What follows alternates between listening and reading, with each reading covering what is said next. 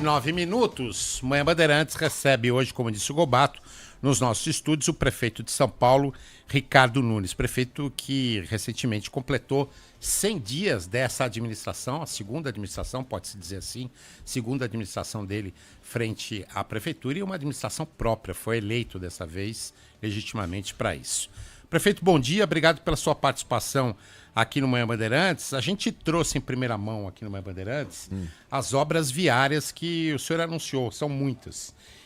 Se eu for perguntar para o senhor falar tudo, a gente para a entrevista. A entrevista vira só isso, porque tem muito dinheiro em caixa e o senhor tem aí um anúncio de várias obras. Vamos resumir aí talvez as 3 mais importantes obras viárias que vêm pela frente, por favor?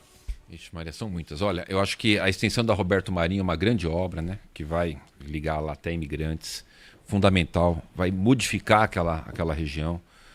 Como a gente teve no passado a Faria Lima, então a Roberto Marinho vai ser sensacional. O complexo de Tunicena Madureira, super importante, que vai também ligar lá desde a Ricardo Jafé até aqui a Sena Madureira. Opa, Sena Madureira. Sena Madureira. Prefeito, vamos fazer. Tudo bem, vamos fazer. Mas tem que tirar aqueles tapumes lá, o pessoal não aguenta mais. Dá um prazo pra gente, por favor, para tirar os tapumes. Vamos tirar. Até sexta-feira que vem a gente tira. Eu estava com uma questão... Boa. Depois vamos deixar de falar também da Marquês de São Vicente, Vamos da falar, José de vamos falar Sodré agora. Pinote, da Ponte Piritubalapa, da extensão da Raimundo Pereira de Magalhães, da extensão da Carlos Caldeira Filho, da Ponte Interlagos, vamos falar do túnel Chucre Zaidan, vamos falar do túnel ali na Tiradentes, do Boulevard JK, tem bastante coisa. Mas da Sena Madureira, Sabino, só para não deixar sem resposta, o que é importante, se você puder me dar meio minuto para poder explicar para a população. Tinha um contrato antigo, de décadas, que estava parado, a gente retomou e iniciamos a obra da Sena Madureira. Aí uma série de ações e o Ministério Público contestou essa obra. Eu recebi lá o promotor Silvio Marques. E o promotor Silvio Marques, e é bom ter esse diálogo aberto, disse o seguinte, falou, prefeito, se você continuar com essa obra aí, com essa empresa, eu vou entrar com ação judicial para parar. Eu falei, não, aí não, se for para parar, porque pega, por exemplo, a Ponte Piritubalapa, eu fiquei 2 anos com ela parada na justiça.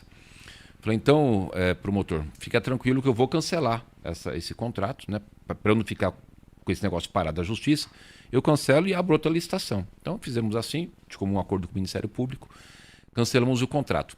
E aí o que eu preciso fazer agora? Preciso fazer a rescisão contratual, o distrato contratual, uma obra de 550 milhões de reais, mais de R$500 bilhão. Então, o distrato, evidentemente, requer bastante detalhes jurídicos, mas eu não vou esperar, tendo em vista que a população está sofrendo com a questão dos tapumes. Até sexta-feira da semana que vem estará retirado os tapumes pela Secretaria de Subprefeituras. Falei hoje com o secretário Fabrício Cobra para providenciar isso. E a questão de documentação, questão burocrática de contrato, de rescisão contratual, vai andando aí. E nós vamos soltar outra licitação.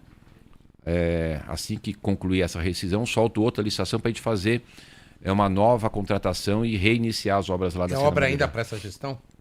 É obra para essa gestão, a não ser que me parem, né? Porque já era para estar bem adiantada, né? A não ser que me parem novamente, mas o que depende da gente, o nosso cronograma, a nossa vontade, a necessidade. Porque quando a gente faz uma obra, Sabino, o que os telespectadores, os ouvintes aqui... Qual que é a minha câmera para eu ficar bacana aqui, né? Isso, essa. Os meus telespectadores, os nossos ouvintes aqui, eles precisam ter essa informação. A gente faz quando tem estudo. São estudos da CET, estudo de mobilidade, estudo de trânsito, como é que as pessoas vão ficar menos tempo no ônibus, como é que a gente vai ter menos trânsito, como é que vai poder fluir melhor a questão de quem usa bicicleta, ou seja, tem estudos para tudo isso. E é por isso que a gente faz as obras. Então, a gente fica...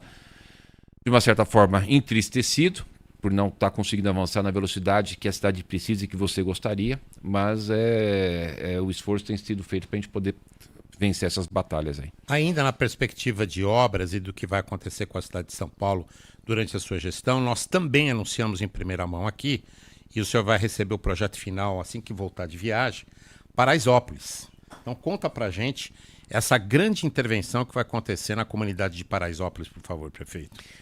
Realmente, Paraisópolis a gente tem que ter uma intervenção grande. Pega, por exemplo, Heliópolis, eu estou entregando o título de regulação fundiária para os moradores lá. O que é isso? o registro no cartório de imóveis da propriedade em Heliópolis. Vamos fazer isso em Paraisópolis, mas eu preciso primeiro fazer algumas obras lá, dar continuidade a algumas que eu já estou fazendo, como por exemplo o Córrego do Antonico. São 1.500 casas que construí em cima do Córrego do Antonico. Eu já tirei umas 800, ainda faltam umas 700. E a gente está retirando essas casas de cima do Córrego do Antonico, reurbanizando o Córrego do Antonico, dando provimento habitacional para as pessoas. Não é que a gente está tirando e falando, se virem, não. Olha a dificuldade que é. A pessoa foi lá, construiu em cima do córrego. Eu tenho que tirar, ainda dar um provimento habitacional para ele, para poder abrir o córrego, respirar. Aluguel social ou é uma outra habitação? Tem aluguel social, mas a maioria está sendo indenização. A gente faz uma avaliação daquele valor e faz uma indenização para ele comprar uma unidade habitacional. Porque ele tem que sair, tem que ser rápido, né? E o que a gente fez? Tem a Operação Urbana Faria Lima. É uns termos complexos aqui, se eu não der um mínimo de explicação, já está pitando aí, né? Se não der o mínimo... Esse é o quinto sinal, é o quinto sinal. Se eu não der uma explicação rápida, ninguém vai entender. Operação Urbana, a gente delimita um perímetro, então aquele perímetro da Faria Lima, você vende CEPAC, que é o Certificado de Potencial Construtivo, para as pessoas poderem construir a mais, e esse valor da venda do CEPAC é feito em obras de intervenção, obras de habitação, enfim, uma série de obras. Nós vamos soltar um CEPAC do setor Faria Lima. A nossa previsão é de arrecadar 2,8 bilhões de reais. E com esse valor a gente vai utilizar na reurbanização de Paraisópolis. Integralmente, todo o recurso na Paraisópolis. Então vai ter ruas que a gente vai ter que tirar casas, nós vamos indenizar, não vamos deixar ninguém desamparado para poder alargar, porque não consegue entrar carro, ambulância, né? Então a gente vai alargar, ter espaço de lazer, ter espaço de cultura, ter espaços de ajardinados, de parques. Então vai ficar bem legal. É um negócio que a gente já aprovou na Câmara no ano passado, esse projeto de lei. A SP Urbanismo já fez todos os estudos, a comunicação agora da Bolsa de Valores, da B3, para poder colocar os CEPACs no mercado. A gente vai arrecadar esse recurso. Quando vai ser o leilão? O leilão deve acontecer ainda no mês de junho. Ainda no mês, muito possivelmente no mês de junho. Isso depende de você registrar lá na Bolsa de Valores, tem todo um processo, fazer a contratação com relação a essas emissões, aprovar na Bolsa de Valores, no conselho que tem da Faria Lima, mas em junho, no máximo em julho, a gente está colocando esses CEPACs para venda e o pré-projeto já está pronto, eu vou recebê-lo e aí vou passar para vocês para a gente poder ir discutindo e fazendo. Mas vai ser um avanço importante da cidade, essa reurbanização do Paraisópolis e também aquela região da Faria Lima, com a colocação de CEPACs, poder também se desenvolver, porque tem potencial para isso, tem mercado. Estamos entrevistando aqui na Rádio Bandeirantes o prefeito da cidade de São Paulo, Ricardo Nunes, com transmissão simultânea também pelo Band News TV. Prefeito, já que a gente está falando sobre grandes obras, né, queria falar sobre o projeto de reurbanização no centro da capital paulista, não é? E que também queria falar sobre a favela do Moinho, que é a última favela ali na região central, onde vivem aproximadamente um pouco mais de 800 famílias, não é? Embora, né, esse processo, essa transferência de moradia esteja sendo tocado pelo CDHU do governo do estado, a gestão municipal tem um papel importantíssimo nisso, talvez até com algum tipo de subsídio, de auxílio aluguel, né? Queria saber do senhor em que passo está, qual que é a situação de momento, se existe um cronograma, algum início de transferência, qual que é a situação por lá, hein, prefeito? Olha, a favela do Moinho ali é um bunker, evidentemente a maioria das pessoas são trabalhadoras, corretas, honestas, né? Mas acabou sendo um local infiltrado por traficantes, então ali é um bunker do tráfico que alimenta todo o tráfico ali da região central. A gente vai fazer esse trabalho porque ele é essencial e fundamental. Lembrando que na última operação que teve do Ministério Público, com a Polícia Civil, Polícia Municipal, Polícia Militar, foi preso o traficante lá do Moinho, chama Léo do Moinho, e também uma traficante lá do Moinho, que agora não me recordo o nome dela. Então traficantes importantes de peso foram presos, que atuam ali naquele local, e o governador Tarcísio de Freitas está com o pessoal do CDHU, já fez a selagem. O que é a selagem? Ir até o local, verificar quem realmente mora, porque depois aparece muita gente, né? Mas realmente saber quem mora lá, para essas pessoas terem o provimento habitacional. A prefeitura entra junto, a gente vai estar dividindo esse custo do auxílio aluguel com o governo do estado, mas é algo que está bem avançado, que vai acontecer, que o Tarcísio quer fazer, que eu quero fazer, mais do que nós queremos fazer, é necessário fazer. E a gente precisa contar com a compreensão daquelas pessoas que moram lá na favela do Moinho. Infelizmente, tem pessoas que não tem nada a ver com o tráfico, mas a gente precisa acabar com aquele local, porque ali realmente, estrategicamente, para a questão da segurança pública, precisa ser eliminado aquele espaço de tráfico de drogas. Mas ninguém vai ficar ali. Tá com açúcar? Eu mando um cafezinho aqui, o prefeito Ricardo Nunes. Eu adoro café. E aqui na Band, então, é mais gostoso. Toma quantos por dia? Olha, Marco Antônio Sabino, acho que eu devo tomar uns 20 capaz por dia, rapaz. Eu tomo muito café. Eu tomo muito café. Eu gosto de café. Dorme pouco, né, prefeito? E aproveitando que o Tarcísio falou, né? Desculpe aí, Espírito Santo, Minas Gerais, mas o melhor café do Brasil e do mundo é o café de São Paulo. E na Band é bom mesmo.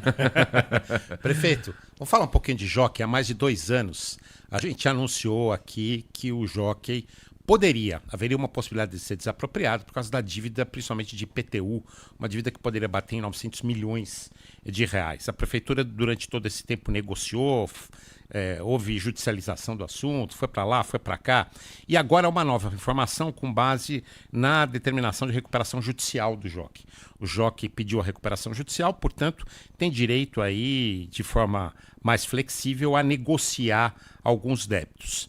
E aí surge a ideia de venda do espaço do Jockey, ou pelo menos parte dela, porque se pretende manter toda a parte que é tombada, mas parte dela para a construção de prédios residenciais e principalmente prédios comerciais. E aí a informação, eu queria que o senhor confirmasse ou não, a informação que corre de bastidor é que a prefeitura abriria mão dos valores que o Jockey deve exatamente para beneficiar uma solução que resolvesse o problema e que desse uma utilização para o Jockey. Isso é verdade ou a prefeitura vai insistir no dinheiro para ter ali um parque ao invés de um conjunto de prédios? Olha, Sabino, nós não vamos abrir mão de nenhum centavo. Nenhum centavo. Ali é uma questão bastante complexa. Realmente o Jockey deve mais de 800 milhões de reais. A gente tem atuado para receber esse recurso. Tem sido difícil. Agora, o Jockey autorizou ao setor de desapropriação da Procuradoria-Geral do município a poder adentrar o local e fazer uma avaliação, porque eu vou desapropriar. Só que eu preciso fazer o processo de avaliação. Essa é uma decisão, vai desapropriar. Nós vamos desapropriar. Ali é uma obrigação, se tiver uma casa sua, Marco Antônio Sabino, se é uma casa minha, Ricardo Nunes, se é uma casa de quem está nos assistindo aí, João, Maria ou Pedro, que não pague para a prefeitura, é obrigação do prefeito exigir essa cobrança para os cofres da cidade. E o Jockey é um devedor. Então o Jockey não é porque frequentam pessoas ricas que tem um tratamento diferenciado. O tratamento é igual. Hoje, 300 sócios só no Jockey hoje. 300 sócios. Então tem uma questão, Sabino, que acho que era importante colocar para a sociedade. Como é que surgiu o Jockey? Posso falar rápido? Por favor. Vamos lá. A companhia City, quando foi fazer ali o loteamento daquela região, pegou aquela parte de terreno e falou o seguinte, isso está registrado em cartório. Falou o seguinte, olha, Associação Jockey, essa área vocês têm a concessão de uso, enquanto tiver atividade de turf, que na época chamava as corridas de cavalo. Quando não tiver mais atividade de turf, essa área vai para a Prefeitura de São Paulo. Então eles estão lá num sistema de concessão, não é deles, não é propriedade deles, dessa diretoria aí. Uma área daquele tamanho com 300 sócios. É uma concessão. Bom, eles têm que pagar IPTU. E eles não pagam IPTU. Eles têm que pagar o ISS. Eles não pagam ISS. São maus pagadores. Não cumprem com as suas obrigações com o município. E quando a gente fala de cumprir obrigações com o município, esses impostos, para que são esses impostos? Para eu poder dar as 3.200.000 refeições por dia que a prefeitura fornece. Para eu atender gratuitamente as pessoas nos 30 hospitais, nas 34 UPAs, nos 17 hospital dias, nas 479 UBSs, para a gente poder dar atendimento gratuito de educação para as nossas crianças, 1.080.000 alunos. Então as pessoas têm que pagar os seus impostos para que a prefeitura possa arcar com tudo isso, fazer os programas de recapeamento, cortar a grama das praças, enfim, obviamente estou falando o óbvio aqui, né? Mas para quem não quer pagar o seu IPTU, né, que está lá numa área nobre da cidade, não é justo com todos esses beneficiados do serviço da prefeitura, porque uns não querem pagar. Então se tem aquela área enorme e a gente tem demanda de área de parque, né, o que a gente pensa de forma preliminar é receber aquele imóvel pelo valor que eles nos devem, né, talvez tenha que complementar alguma coisa, ou talvez eles ainda continuem devendo alguma coisa, para que a gente possa ter uma área de parque para a cidade e aproveitar aquela vocação para a gente fazer ali uma ecoterapia. Eu inaugurei agora recentemente nosso primeiro grande centro TEA, o Centro para as Pessoas com Transtorno do Espectro Autista. A gente quer fazer um grande local para as pessoas com deficiência, para as nossas pessoas PCD. E ali, como já tem as baias, e a ecoterapia, que é a utilização de cavalos para terapia de pessoas com deficiência, vai ser ideal para a cidade, além daquele espaço para poder fazer o lazer. Então, já está decidido que vai ser um parque. Já está decidido, porque eu já fiz mais de 20 reuniões com aquela turma lá para ver se acertava alguma coisa de pagar. Eles fazem reunião, fazem compromissos e não cumprem. Fazem reunião, assumem compromissos e não cumprem. Então, da minha parte, exauriu, chegou, não dá mais. Nós vamos partir agora para uma etapa de desapropriação. Isso pode acontecer quando, essa desapropriação? Os nossos técnicos da Procuradoria-Geral do município que fazem a avaliação, tiveram autorização do JOC para adentrar e fazer a avaliação. Feita essa avaliação, a gente anexa, já tem um processo SEI aberto. Feita essa avaliação, eu emito um decreto, chamado DUP, Decreto de Utilidade Pública. Desse decreto, tramita aí, né? Espero que eles não recorram da justiça, porque pode levar isso há muito tempo. Se não recorrer, se tiverem consciência da sua responsabilidade com a cidade, vão entender que eles não têm condições de manter um espaço aquele, porque são 23 milhões de IPTU por ano, eles não têm como manter aquilo, com aquele pouco de sócio, quase não tem corrida de cavalo ali, o objetivo era ter corrida de cavalo, quase não tem, são pouquíssimas, e a gente poder fazer com que aquela área ali seja uma área pública. Então, a questão é essa, não faltou diálogo da prefeitura, conversamos várias vezes, estamos abertos a receber proposta, mas eu tenho como prefeito de São Paulo a responsabilidade de zelar pelo recebimento daquilo que é direito de todos, da população, que é o seu IPTU, ainda mais de uma área nobre da carne. Prefeito, eu gostaria de falar sobre a insegurança pública, né? Esse sentimento que a gente tem ao passear e andar nas ruas e avenidas de São Paulo. O Smart Sampa é sim um projeto bem sucedido, né? Afinal de contas, ontem atingiu a marca de 1.000, né? 1.000 foragidos capturados e ladrões de banco, gente do tráfico, de organizações criminosas. Então, sim, é um projeto bem sucedido através do reconhecimento facial, né? Mas queria entender aqui também, prefeito, esse sentimento de insegurança. A gente trouxe aqui a questão de uma mulher que foi baleada aqui agora na Vila Olímpia, uma bala perdida, porque o que está acontecendo muito com frequência é aqueles bandidos que estouram o vidro do carro para pegar telefone celular. E isso o Smart Sampa não vai conseguir identificar, porque na maioria das vezes estão todos com capacetes, não é? E isso não é possível através do reconhecimento facial. Prefeito, além do Smart Sampa, não é, quais outras ações a Prefeitura, a gestão está fazendo, que é um tema que pesquisa uma atrás da outra, trazendo esse tema, não é? E isso está pautando a política, não é? E aí, prefeito, quais outras ações, hein? Com a Aliás, questão de se segurança você me pública? permite, Gomes, Claro, Sabino. deixa eu já emendar aqui, porque é o seguinte, primeiro, o senhor conseguiu mudar o nome da guarda? Já. E o ministro Lewandowski está propondo agora que as guardas estejam, de alguma forma, reguladas pela Polícia Federal. Nós não vamos aceitar isso em hipótese alguma. Pois é, o governo federal está ajudando ou está atrapalhando? Nesse ponto aí está atrapalhando. Muitas questões têm ajudado. O ministro Ricardo Lewandowski tem feito um esforço grande, a gente reconhece.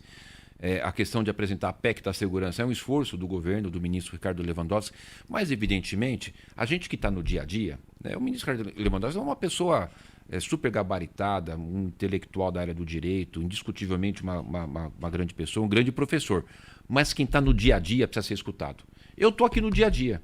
O Tarcísio está no dia a dia. O Zé Mala em Minas está no dia a dia. O Ratinho lá no Paraná está no dia a dia. O Eduardo Paes está no dia a dia lá no Rio de Janeiro. O Sebastião Belo está no dia a dia lá na Prefeitura de Porto Alegre. Nós estamos no dia a dia junto com as forças de segurança. Então a gente tem a melhor percepção daquilo que é bom para a sociedade. Eu acho que o ministro vai reconhecer isso. Porque isso é algo que não tem nem como contestar. Qual que é a questão? A polícia militar, a polícia civil, a polícia municipal, elas têm as suas corregedorias. Elas têm os seus estatutos. Não tem que ter uma outra instituição querendo mandar nessa. Eu, como polícia municipal, não quero mandar na polícia sei lá o quê. Eu quero cuidar da minha polícia municipal. A polícia militar ela não vai querer mandar em A e em B cuidar de. Ela tem que cuidar do papel dela. Por que a Polícia Federal quer se interferir de cuidar das polícias municipais? Isso nós não vamos admitir, isso não existe, não tem o menor cabimento, isso não vai passar. Isso chega a ser um desrespeito com os policiais municipais de todas as cidades do Brasil. né? Sem nenhum demérito à Polícia Federal, que tem o seu trabalho exemplar, que já tem muita coisa para trabalhar para cuidar aí das fronteiras, inclusive. Bom lembrar que a gente tem aqui hoje cocaína, tem o crack. Brasil produz? Não produz. O Brasil não produz cocaína. E, evidentemente, não produz o crack, que é produto da cocaína. São produtos que vêm de fora. Então, a Polícia Federal já tem bastante trabalho para fazer e deixar o trabalho aqui das polícias municipais atuarem.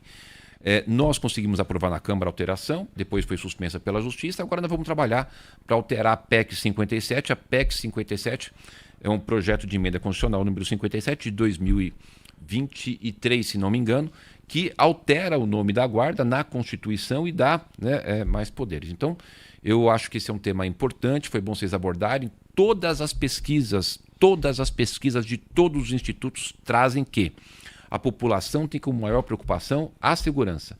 Sempre foi saúde, hoje é a segurança. Segurança é a maior preocupação. E é por isso que a gente investiu no Smart Sampa, como você falou bem. Ontem batemos a marca de 1.000 foragidos da justiça presos e o 1000º, inclusive, foi um estuprador de vulnerável. Olha isso, estuprador de vulnerável. Com uma pena agravada de 32 anos, porque pela proximidade de parentesco com a criança. Então, a gente tem aí um resultado. Quando que iriam prender 1.000 pessoas em 6 meses? Estou falando de 6 meses de Smart Sampa. Quando que 1.000 foragidos da justiça seriam presos se não fosse a tecnologia de Smart Sampa? Precisa ver se a justiça mantém preso, né, prefeito? Mas nós estamos fazendo a nossa parte. Agora, você teve ali pessoas do Comando Vermelho que foram presas, da facção criminosa Amigo dos Amigos, estupradores, assaltantes de banco, traficantes. E é isso que a gente precisa, de uma forma rígida de combate à criminalidade. Agora, a sensação que você falou, o que eu acho que tem de positivo nessa história? Governador Tarcísio de Freitas, prefeito Ricardo Nunes. Nós temos claro o nosso lado. Nós estamos contra a saidinha, nós estamos a favor do aumento de pena, nós estamos contra a audiência de custódia. Nosso posicionamento é claro, em defesa da sociedade e contrário à criminalidade. E fazendo com coragem. Então, acho que isso é um grande avanço, que já tem uma mensagem importante de quem são os gestores do Estado e do município, Tarcísio de Freitas e Ricardo Nunes, com relação ao enfrentamento, como também é do secretário de Segurança do Estado, o Derrite, e da Segurança Municipal, que é o Orlando Morano. Então a gente está fazendo tudo, né, para poder atuar. Eu tive, por exemplo, o aumento de 2.000 policiais municipais. Hoje eu tenho 7.500 policiais municipais. A cidade de São Paulo tem a sua polícia municipal maior do que a polícia militar de 10 estados. Olha que interessante. Eu dei um aumento para a carreira inicial do meu policial municipal de 74%. A gente colocou pistola automática para todos.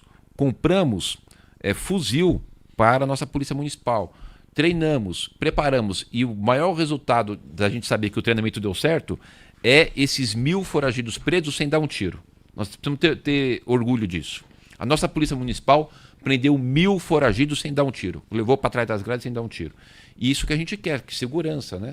Evidentemente, se tiver um confronto, vai ter que agir, mas o que teve até agora foi um preparo tão grande a ponto de levar 1.000 foragidos para a cadeia sem dar um tiro. Então a gente vai continuar, eu vou colocar mais 2.000 policial municipal, vou continuar ampliando o Smart Sampa, a gente vai continuar atuando com o uso da tecnologia. Inclusive, dia 20 eu vou para a China.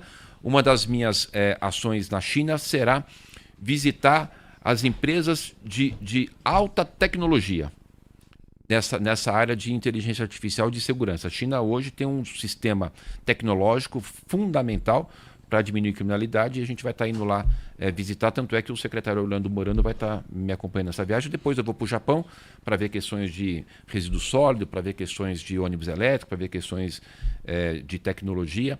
Mas uma das ações que eu vou fazer agora, dia 20 eu viajo, volto dia 1º de maio, é conhecer maiores sistemas tecnológicos na área de segurança. Nesse contexto todo é só um detalhe, mas a polícia ou a Guarda Civil Metropolitana ainda não mudou o nome para a Polícia Municipal, né? Não, não mudou porque teve essa decisão judicial que proibia. Lembrando, Sabino, e aqui podendo ter essa liberdade de compartilhar com nossos ouvintes da Band, hoje nós temos polícia judiciária. Existe polícia judiciária, a polícia do judiciário. Que tudo bem, não tem problema de ter, só estamos que existe. Tem polícia legislativa, da Câmara dos Deputados, tudo bem que tenha, mas só para dizer, existe polícia legislativa, existe polícia técnico-científica, polícia penal, que cuida dos presídios, que fica lá cuidando dos presídios, polícia penal. E por que não pode ter a polícia municipal? Uma polícia que em 6 meses prendeu 1.000 pessoas foragidas. Uma polícia que, se vocês entrarem na rede social da GCM, tá lá, prisões, todo dia tem prisão de traficante, de estuprador, de assassino, de homicida, todo dia. Todo dia. Nós temos o nosso canil, nós temos as ações de defesa da mulher vítima de violência, nós temos as ações focadas com relação à questão do centro, da Cracolândia. São homens e mulheres preparados, treinados, valorizados, apaixonados pelo que fazem, que todos os dias saem às ruas com a sua farda azul, colocando a sua vida em risco para proteger você, cidadão. E por que ele não pode ser chamado de polícia se ele faz serviço de polícia? É a mesma coisa, Sabino, de falar o seguinte, ó, você é um grande jornalista, você fez jornalismo, está exercendo aqui agora, nesse momento, me entrevistando, fazendo papel de jornalista. É a mesma coisa assim, você pode fazer tudo isso, mas você não pode ser chamado de jornalista. É mais ou menos isso. Pode fazer ronda ostensiva, pode prender, pode atirar, pode fazer tudo, mas não pode ser chamado de polícia municipal. Não tem menor sentido, não tem cabimento uma coisa dessa. É questão de bom mas senso. Tem um aspecto psicológico. Tem psicológico, lógico. Você chega lá na comunidade lá, os malandros, chegou aqui a guarda. Não, chegou a polícia municipal. E também para os próprios policiais, a valorização de uma atividade que ela exerce, e exerce com primor. É importante também essa questão da sensibilidade e dos próprios agentes de terem essa denominação, porque é o que eles fazem, é justo, não tem nada de errado com relação a isso. É só a picuinha mesmo. Vai lá, o prefeito, a gente acompanhou nos primeiros meses do ano as disputas judiciais, né, os embates entre as empresas de aplicativo e a Prefeitura de São Paulo. Né? De lá para cá, decisões favoráveis e contra a Prefeitura. Não é? Nesse momento, isso está a favor da Prefeitura, não é? Mas um ponto final ainda não foi colocado. Queria saber do senhor a expectativa, o sentimento, né, daqui para frente, que esse assunto ainda vai continuar pautando aí. Me refiro aos mototaxistas e essas empresas todas que estavam oferecendo esse serviço, né, à cidade de São Paulo. E aí, prefeito?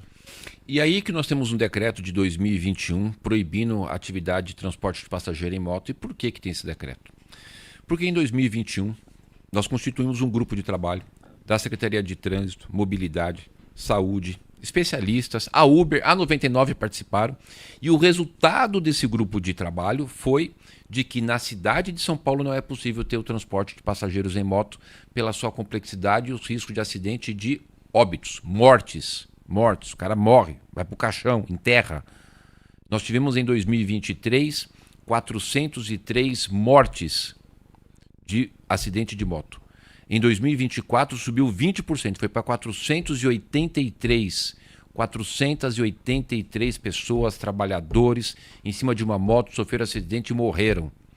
Outros tantos milhares ficaram nos hospitais, tendo cirurgia, ou estão, como agora, eu estou com 300 pessoas fazendo reabilitação nos meus centros de reabilitação. Eu comentei aqui das UPAs, né? Hoje nós temos 34 UPAs. Dessas 34, eu inaugurei 22. A gente aumentou muito o serviço de urgência e emergência. UPA, atendimento de urgência. Unidade de pronto atendimento. E aí, se a gente vai ter essa atividade, vai aumentar mais o acidente, vai deixar mais cheios os meus serviços de saúde, vai impossibilitar que pessoas possam usar o serviço de saúde de uma forma, de uma rotina normal, porque vai ter que dar prioridade para essas urgências, né? Se você pegar hoje, e eu faço esse convite a você que está nos assistindo, pergunte para alguém do SAMU, qualquer um.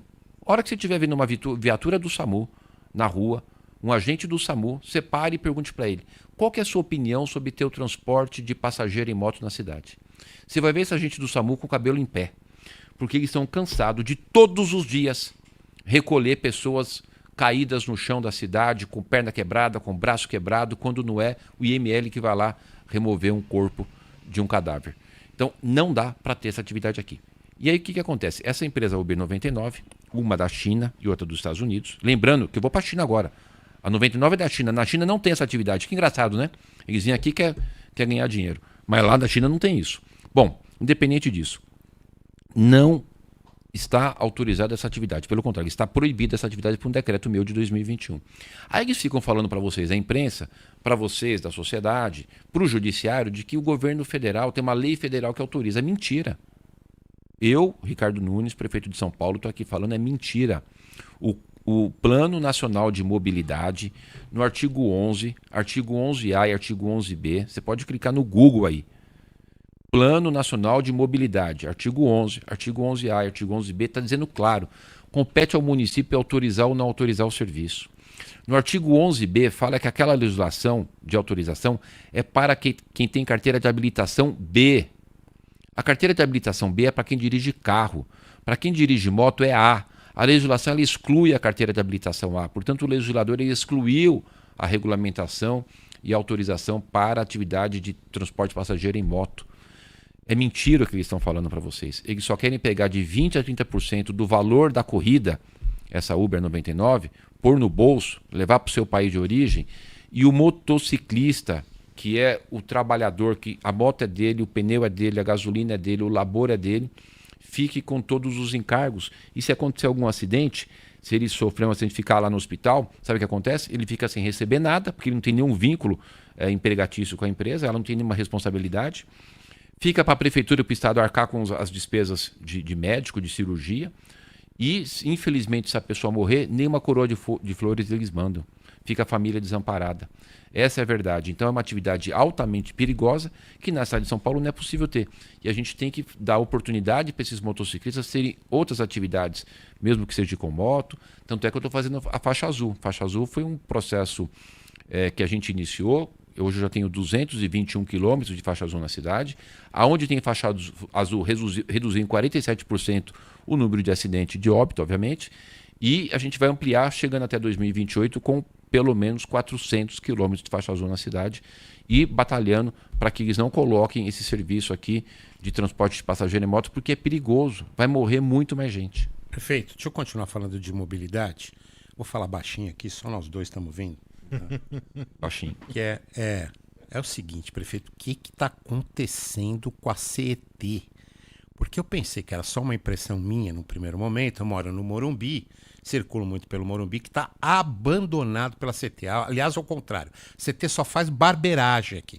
Bota um semáforo 7 metros depois do outro, onde não precisa. Não vem para a Avenida Giovanni Gronchi. Avenida Giovanni Gronchi é terra de ninguém.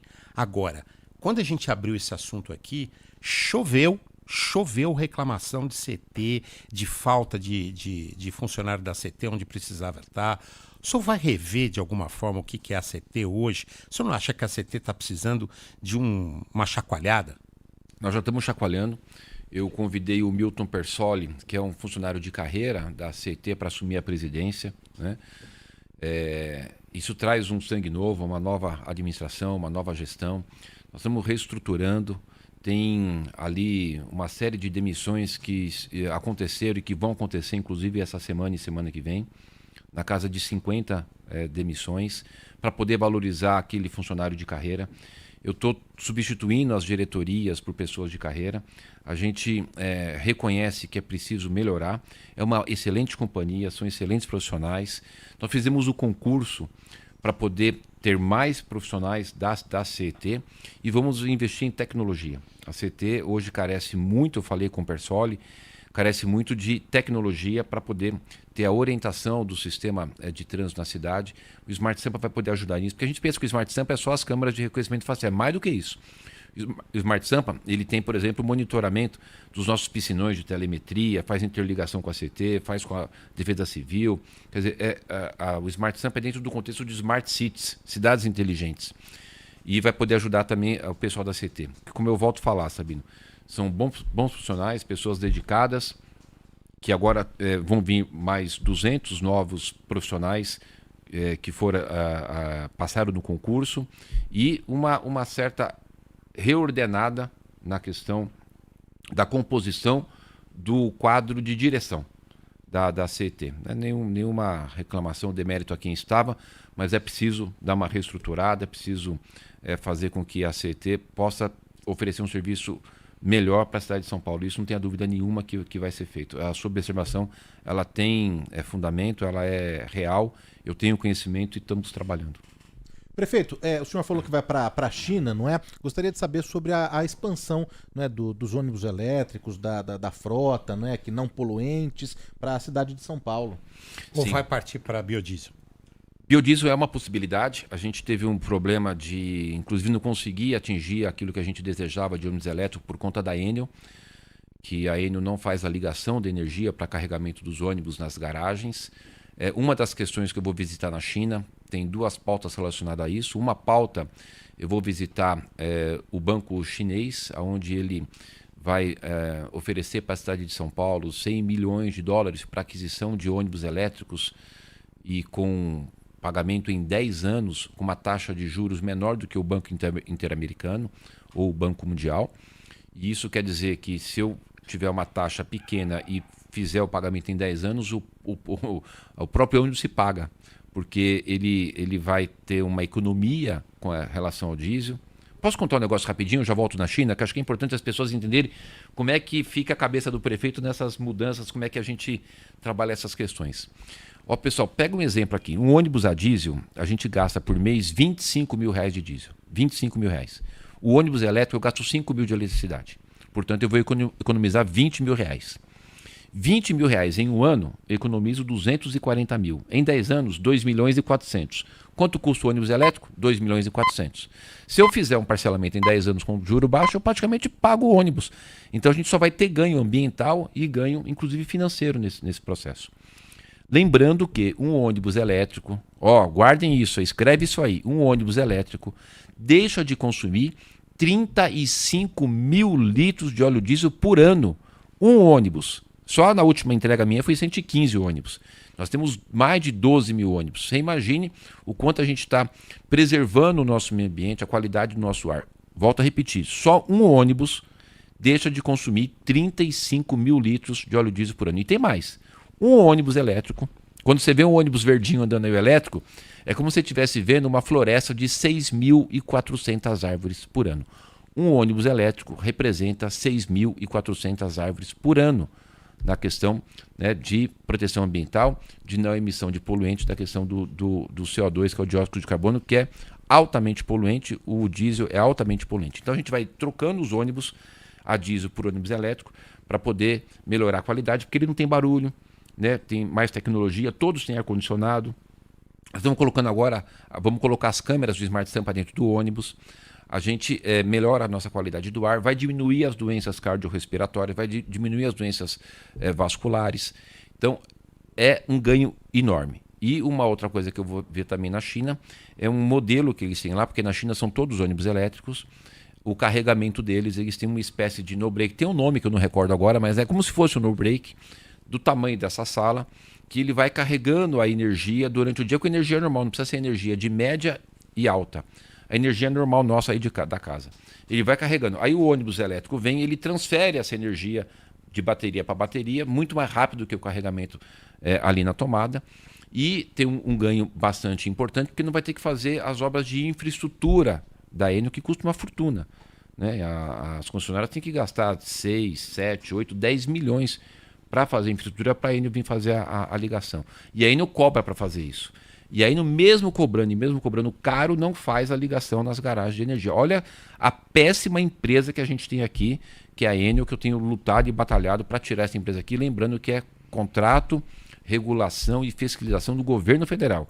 E agora o governo federal está fazendo uma manobra para poder fazer uma renovação antecipada da Enel, lembrando que a Enel tem o seu contrato a ser renovado com o governo federal em 2028. Mas eles querem antecipar agora. Eu acho que é porque já sabe que vai perder a eleição em 2026. Eles querem fazer a antecipação agora para poder dar mais 30 anos para ele. Mas a gente tem que conviver com essa Enel aqui 30 anos, gente. Eu até aproveito aqui a oportunidade, sem você me perguntar, mas de falar desse absurdo que o governo federal está pretendendo fazer. O presidente Lula soltou um decreto fazendo com que seja possível antecipar essa renovação. A Enel já protocolou o pedido de renovação e nós estamos batalhando para que isso não seja possível, inclusive a Prefeitura de São Paulo, junto com os outros 23 municípios que são atendidos pela Enel aqui na região metropolitana, vamos entrar com uma ação judicial para tentar impedir esse absurdo.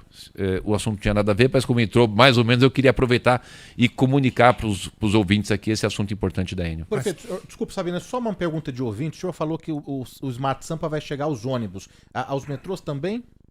Nos metrôs é do Estado, né? Eu sei que no metrô eles já têm as câmeras não dentro dos vagões, mas ali nas estações, inclusive com reconhecimento facial.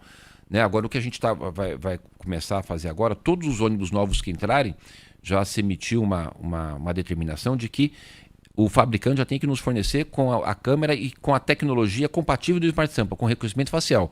Hoje eu já tenho ônibus com reconhecimento facial, que é super importante. Ontem mesmo eu estava no Smart Sampa e vendo lá os ônibus. Que vai possibilitar, inclusive, a gente sabe que as mulheres sofrem muita importunação de homens que às vezes estão ali na questão do ônibus.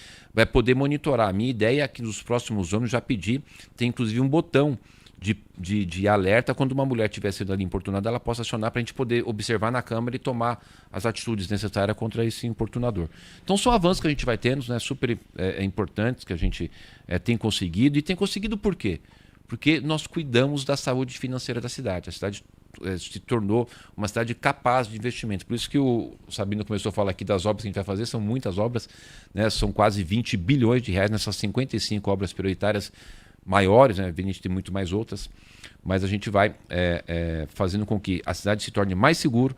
O Smart Sampa é uma realidade e, portanto, nós vamos fazendo aí as ações necessárias para a população ter essa sensação de segurança. Prefeito, caminhando para o encerramento, eu queria tocar num assunto que eu tratei com o secretário Nalini, secretário de Mudanças Climáticas, e me preocupou bastante porque ele foi muito enfático. Ele falava da situação degradante da represa de Guarapiranga, e preocupa muito, um manancial importante, mas que está praticamente perdido ali se nada for feito. Alguma providência específica para a gente tentar salvar Guarapiranga? Não, com certeza. Nós retomamos já em 2021 a OIDA, que é a Operação Integrada à Defesa das Águas.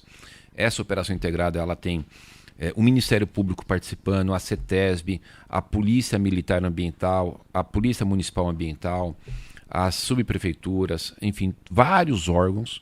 Faz sobrevoo uma vez por semana nessas regiões com helicóptero para poder identificar locais que estejam havendo ali desmatamento. E essa fiscalização é super importante, além... O crime organizado tomou conta ali das invasões. Tinha muito, hoje diminuiu um pouco, mas ainda tem. A gente via de forma muito constante nos postes, nos pontos de ônibus, cartazes colados com celular. Eu até pedi para a minha procuradora-geral entrar com uma solicitação judicial para que esses celulares sejam bloqueados. E esses celulares vendendo lotes ilegais, que muitos deles a gente tem notícia de que eram feitos e organizados por organizações criminosas. Então a gente fez uma fiscalização bastante forte. A Polícia Civil, através do delegado, o Dr. Storni, que a gente tem um contato sobre esse tema, atuou bastante nessas investigações para poder fazer com que essas organizações criminosas não atuem nesses loteamentos clandestinos e, portanto, desmatamentos ilegais, né? Então existe uma força-tarefa do Tarcísio, minha, do Nalini, da Polícia Federal, não, né? A Polícia Federal está querendo cuidar da nossa Polícia Municipal, da Polícia Municipal, da Polícia Militar, para poder fazer esse combate, né? Poderíamos ter a ajuda da Polícia Federal também, mas infelizmente eles não querem nos ajudar. Prefeito de São Paulo, Ricardo Nunes, entrevistado de hoje aqui no Manhã Bandeirantes. No encerramento, eu não posso deixar de perguntar para o senhor sobre política, né? E aí o seu nome tem sido lembrado sempre como um candidato à sucessão do governador Tarcísio de Freitas, caso ele seja candidato a presidente. Diz que o governador até ficou meio bravo aí com o senhor, com o André do Prado, com outras pessoas, com o secretário Gilberto Kassab. Diz que não é hora e que o candidato é ele. O senhor largaria a prefeitura para ser candidato a governador? Sabino, primeiro deixa eu dizer, não tem nada dessa coisa do Tarcísio ficar bravo comigo. Você vê 3 jornalistas da Folha de São Paulo escrever uma babaquice dessa, uma idiotice dessa, né? Isso não existe. Já tinha saído uma matéria no Estadão dias atrás. O próprio Tarcísio me ligou e falou, porque nós temos uma relação de amizade. A relação minha com o prefeito e o Tarcísio como governador é do dia a dia do trabalho, mas transcende a isso. É uma relação de amizade, de uma amizade que a gente construiu. Então ele me ligou da outra vez falando, olha, Ricardo, essa matéria aí não tem nada a ver, não existe absolutamente nada com relação a isso. E agora de novo sai isso, apesar de que a gente comunicou várias vezes para esses jornalistas, mas não adianta. O jornalista quando quer fazer a maldade, não tem jeito, cara. Mas o senhor toparia sair candidato a governador? O Tarcísio é candidato à reeleição, ele já falou isso. Eu vou ser o maior cabo eleitoral do Tarcísio, eu vou ser o cara que mais vai trabalhar, porque é um cara que tem uma capacidade enorme, é uma pessoa que fez com que o Estado hoje estivesse no outro patamar. Você vê a questão de metrô, nós temos 102 quilômetros de metrô na cidade. Ele vai colocar, vai chegar a 54 quilômetros de ampliação de metrô. Está retomando esses metrô que estavam tudo parado. Ano que vem já inaugura a linha 6, que vai até lá na Brasilândia, e depois ainda vai estender até um pouquinho para frente ali. Ou seja, tem muitas ações que estão sendo desenvolvidas. A gente trabalha muito conjunto na área da segurança, na área da saúde, na área da mobilidade. Então a gente tem essa integração e é muito importante para a cidade de São Paulo manter o Tarcísio como governador, e é também por isso que eu vou, ano que vem, trabalhar muito para ele se reeleger, e tenho certeza que vai ganhar no primeiro turno. Prefeito Ricardo Nunes, entrevistado hoje no Manhã Bandeirantes, muito obrigado pela sua participação aqui. Bom dia para o senhor. Obrigado, bom dia. Obrigado, prefeito.